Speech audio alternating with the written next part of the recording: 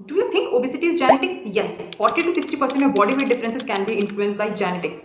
And the genetic also influences your appetite, hunger, capacity to store food, metabolism, and all these things are influenced by the genes, but through some hormones like GLP-1, ghrelin, leptin, NCR4, and n numbers of hormones. Obesity is a polygenic disease in which multiple genes are involved and each gene have their own effect, like appetite gene, hunger gene, fat storage gene. So when parents have an obesity prone gene, they pass genes to the child, but those genes not guarantee give a fixed result. Why? Because जो हमारी body में jeans होते हैं सारे time on नहीं रहते हैं, all the time वो ऑन नहीं रहते हैं. हमारी बॉडी अपने नीड के अकॉर्डिंग जीन को एक्टिव करती है और साइलेंट करती है.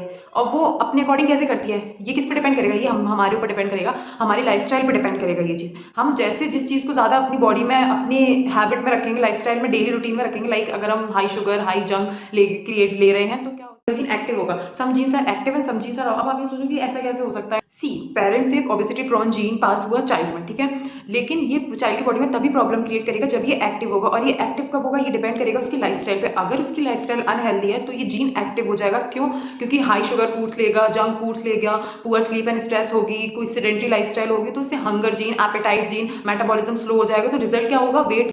और if they have a healthy lifestyle तो ये जो जीन है वो इनएक्टिव रहेगा. लाइक उसकी बैलेंस डाइट होगी, प्रॉपर स्लीप होगी, स्ट्रेस कंट्रोल होगा, एक्सरसाइज होगी, एक्टिविटी होगी, तो उसका वेट गेन भी नहीं होगा. रिजल्ट क्या होगा.